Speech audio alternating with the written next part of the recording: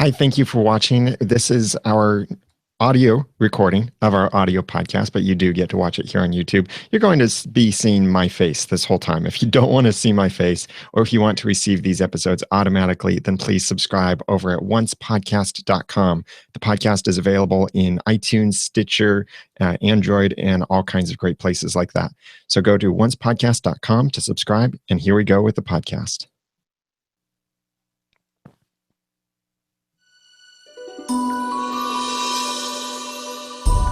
You're listening to Once, episode 240, Her Handsome Hero, Initial Reactions.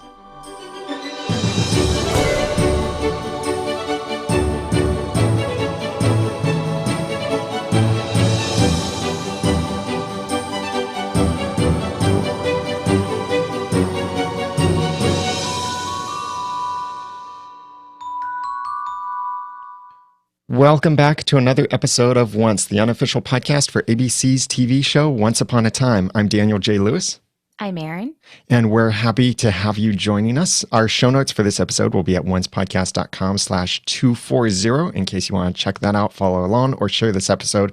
But let's get into discussing this episode. First off, I think this is the first time they've ever replaced the flashbacks. Did you notice that? I mean, like not the flashbacks, but the previously on Once Upon a Time part. No. They recast Gaston. Oh, and really? So in the previously on Once Upon a Time parts, the scenes they showed were of the new Gaston, not the old one. Remember back when we saw the episode Skin Deep, we joked about his slurring of his words. She belongs to me. But in here, he has clear enunciation, good diction.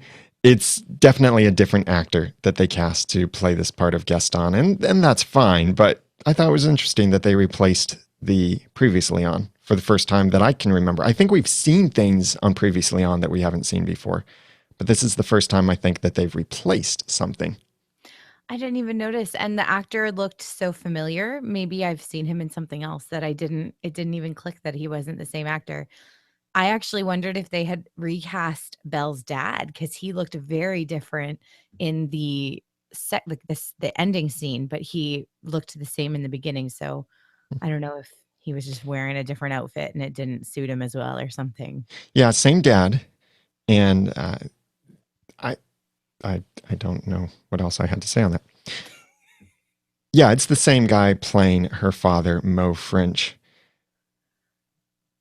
I'm not a huge fan of him. I'm still not after this episode. Never have been.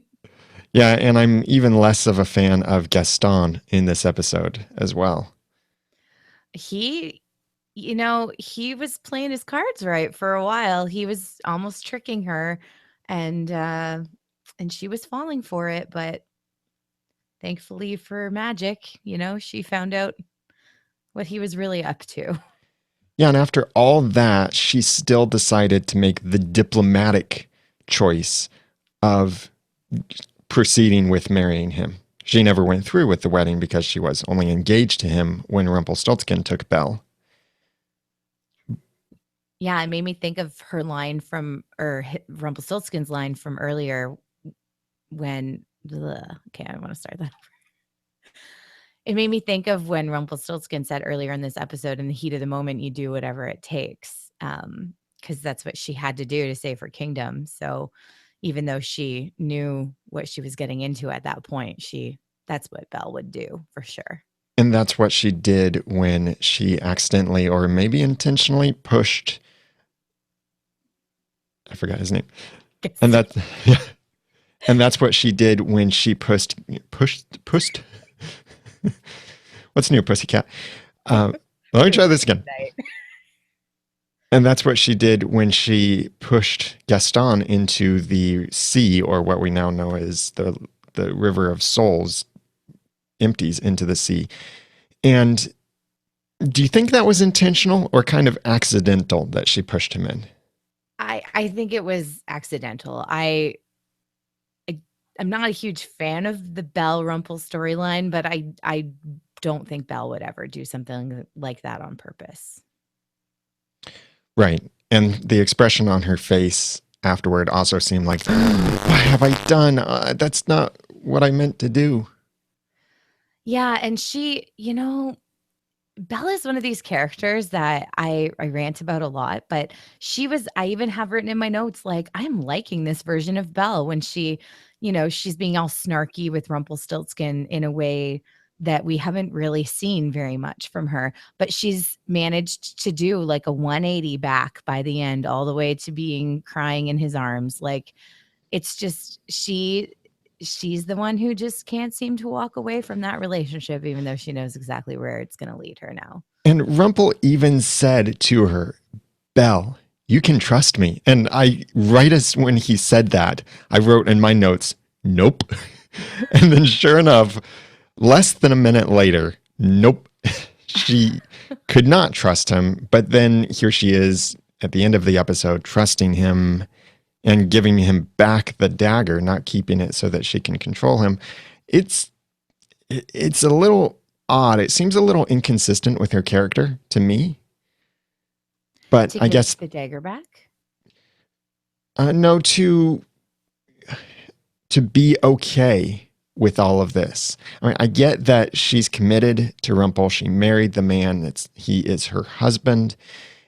But for her to say, yeah, you were right. I did love, essentially, she was saying, I love the beast too. Mm-hmm. I don't know.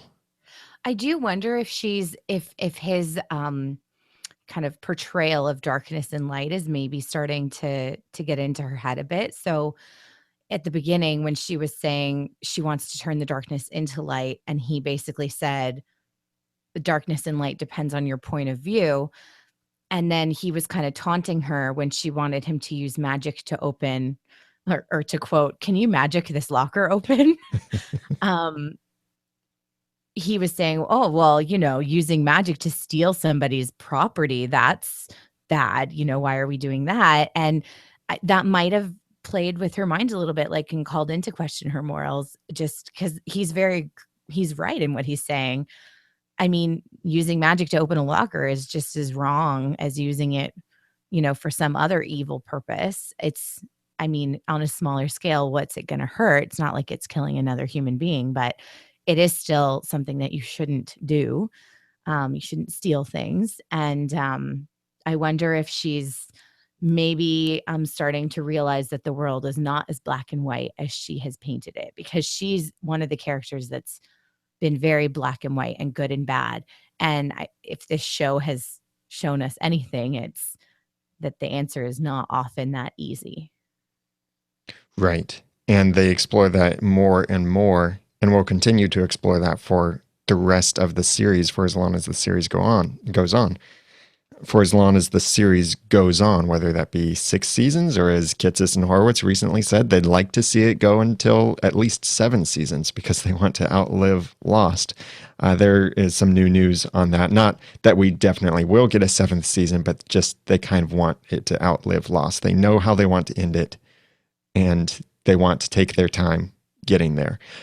So they'll deal with these issues as well as dealing with issues of hope, which we'll get into in a minute. But you know what grows flowers in our otherwise hopeless world? You know what gives us hope? You know what makes a blossom in our lives and for the podcast?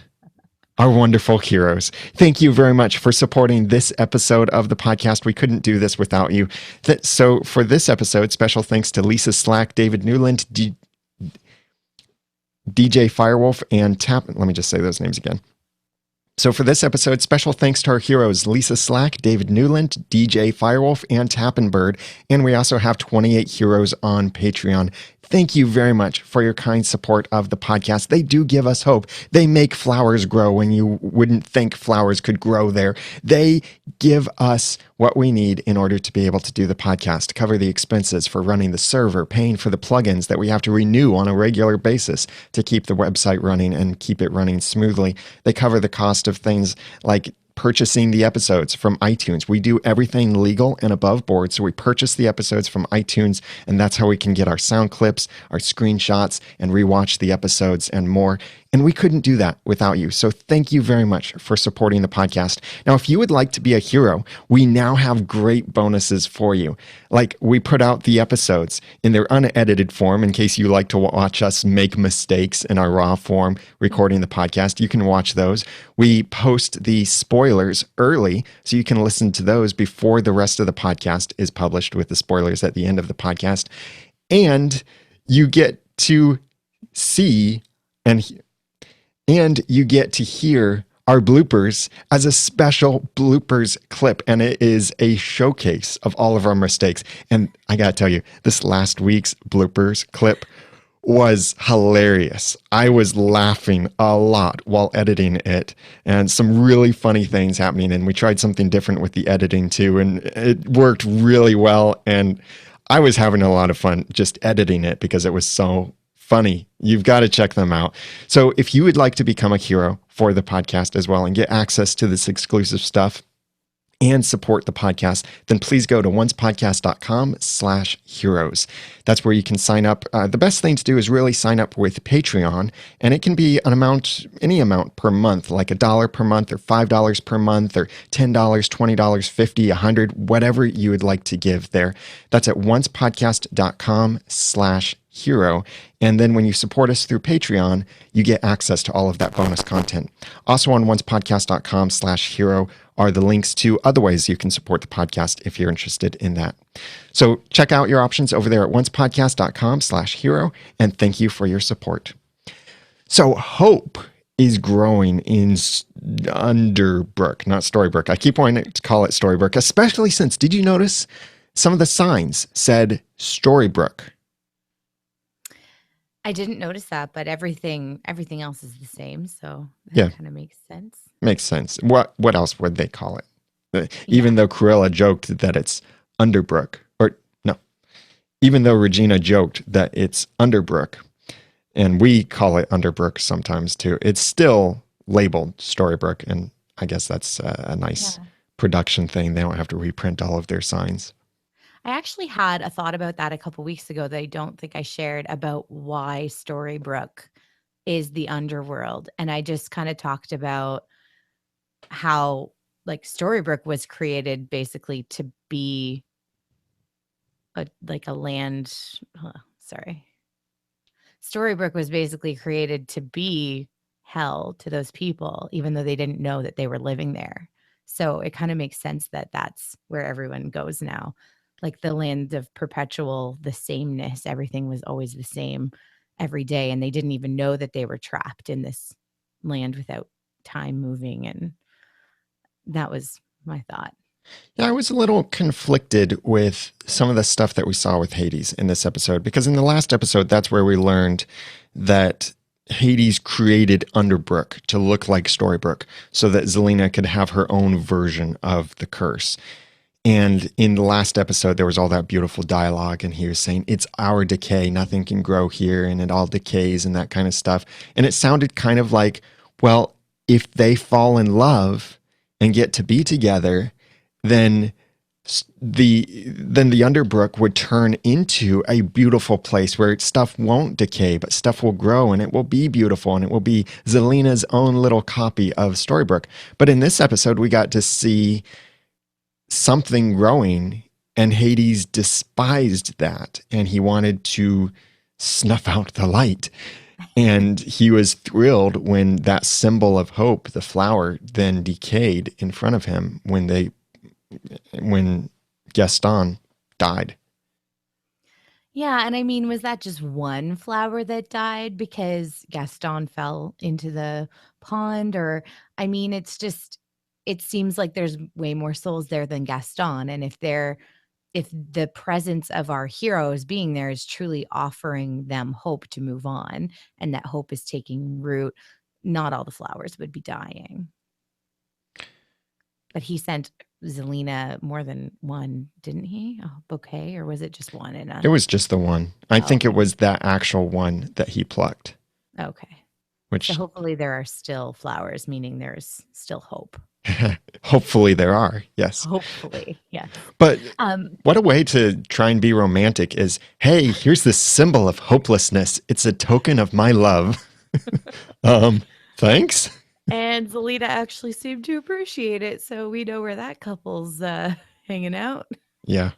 Yeah. The white flower reminded me a lot of, and even Hades' speeches about hope reminded me of the Hunger Games, because President Snow in the Hunger Games is obsessed with white roses, and he leaves them often as little symbols that he's been somewhere, kind of as like a silent threat.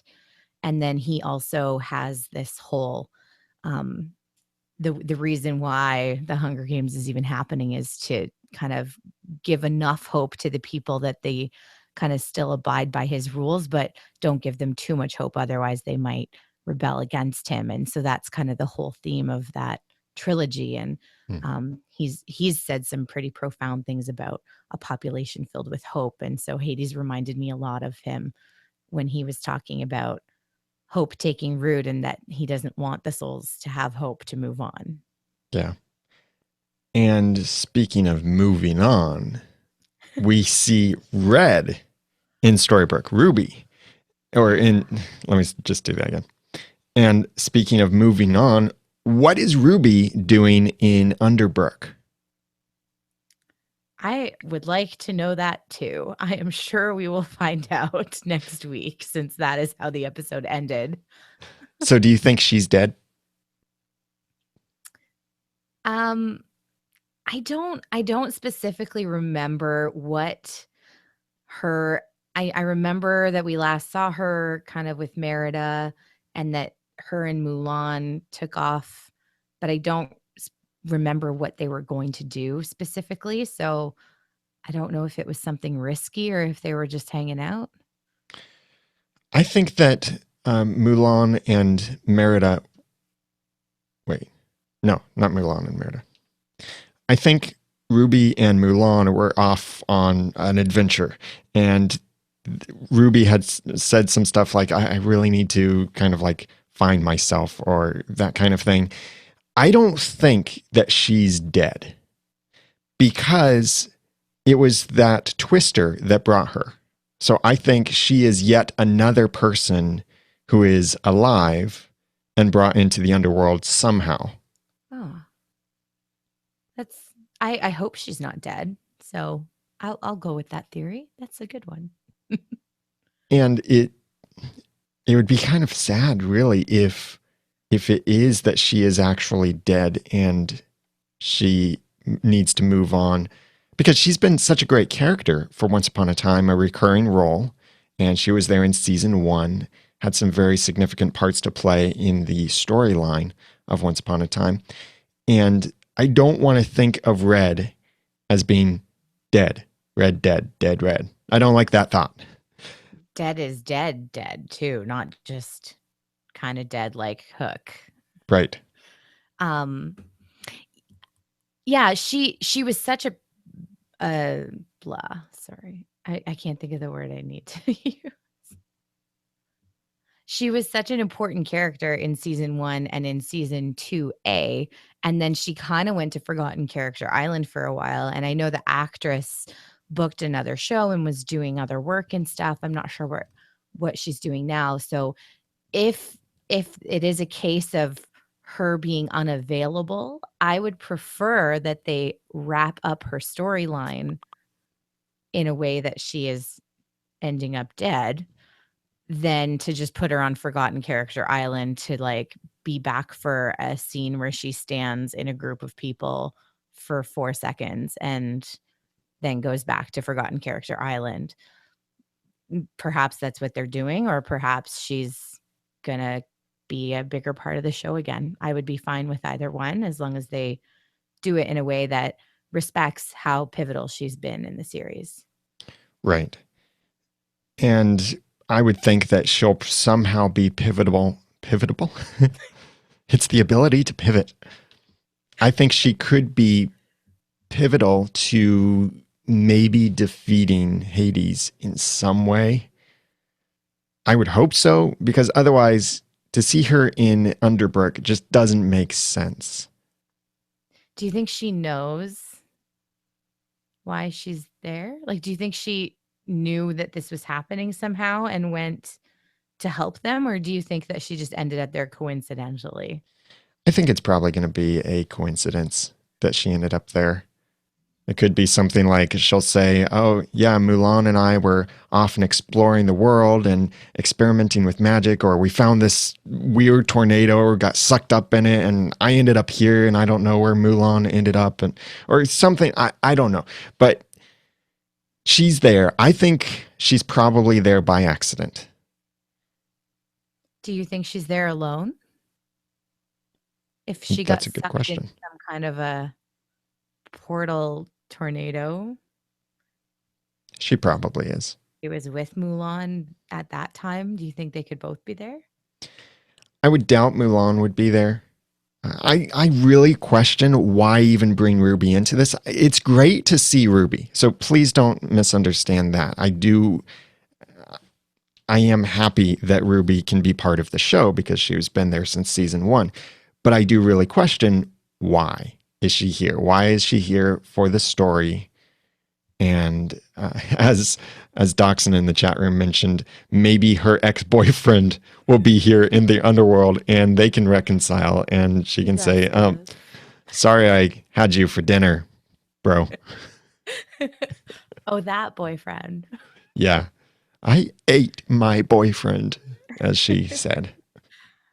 Oh, now I'm going to be disappointed if he's not there.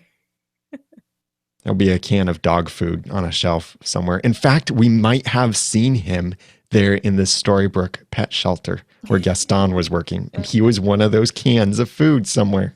Yep, I think so. What were your thoughts on Emma's dream? That complicates things, certainly. Because for one, it complicates Ruby's arrival. But also it complicates Emma. And so she saw the future, not a complete future, because she only saw that the animal seemed to attack Snow. And It might not have been attacking, it might have been going in for a really big hug. But everything she dreamed did come to pass in the same way. So I'm wondering, is she able to see the future in some way? Or is there something else bigger going on here that gave her that vision? Yeah, because I think they brushed it off pretty quickly as, oh, you're just having like whatever mommy issues or just issues or lack of confidence or whatever.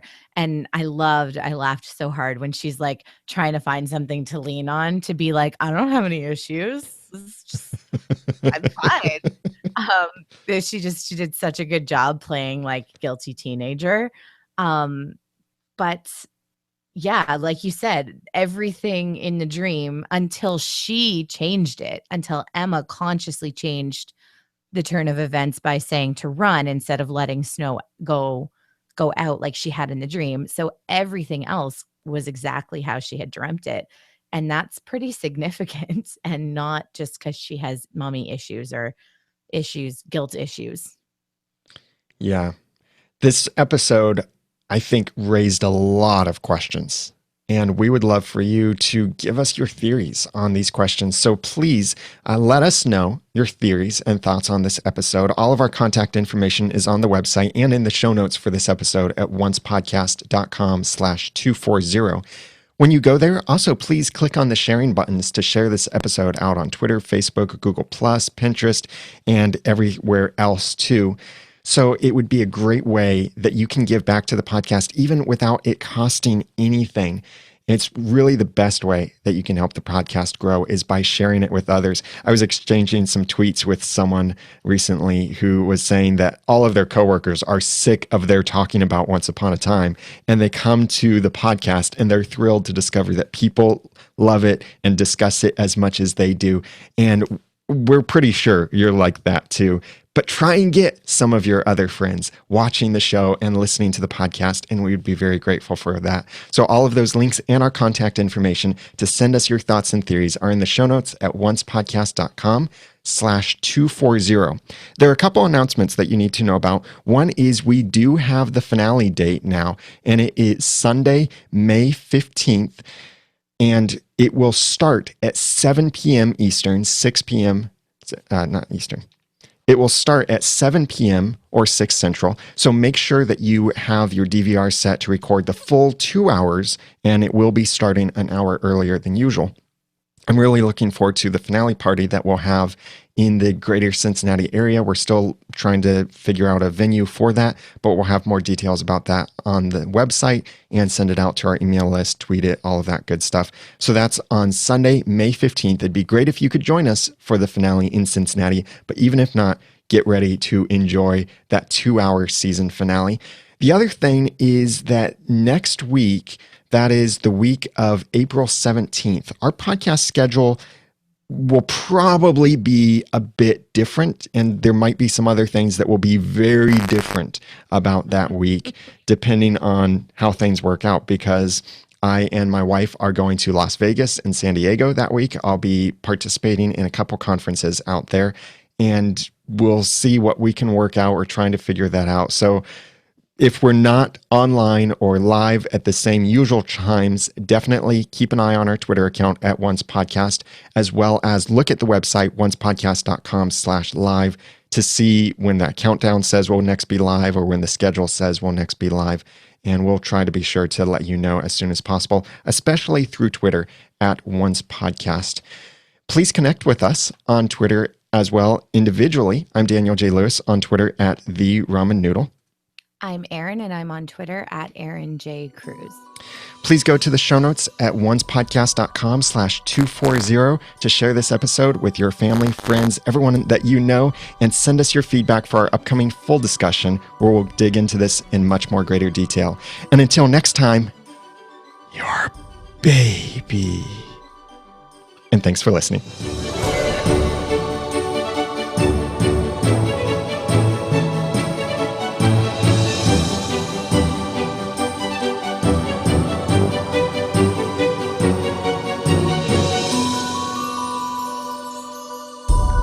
Once Podcast is a proud member of Noodle.mx Network.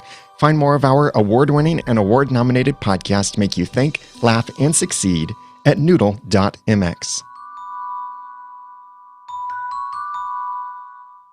Big thanks to our heroes for supporting this episode of the podcast. If you'd like to be one of them too and keep the podcast going, then please go to oncepodcast.com/hero. You get access to all kinds of cool, exclusive, and really funny stuff.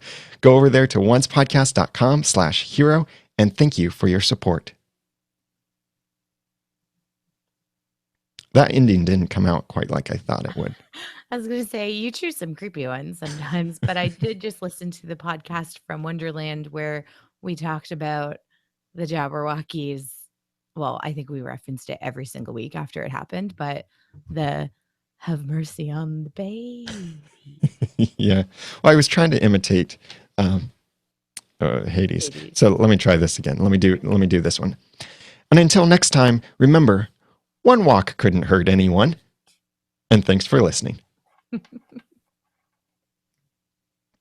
I'll go with that one. So go, or John, you'll go with that one. All right. That's it.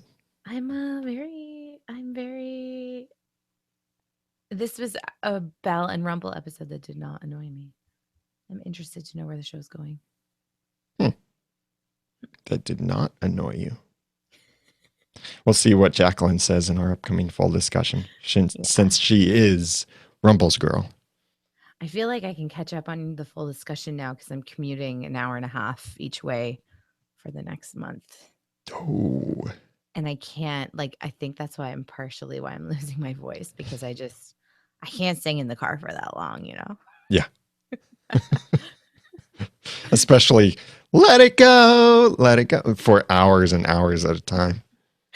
One time my coworker was saying, I said something about Frozen, and he made a comment about the album and on in his car, and because his niece was with him. And I said, dude, you don't have to pretend. I just have the CD. It's just on in my car all the time. Yeah. Oh, catch up with the podcast. I was like, Jeremy's talking to me, but I don't know what he's saying. But I guess Jeremy didn't see the nickname I suggested for you earlier. for me, Yeah. which one? Well, I suggested Beast NATO, but now it makes more sense to be Wolf NATO. Oh, well, he's wolf wielding Twister. Yeah, so he's kind of close. And now Dachshund is copying us as well. Kind of.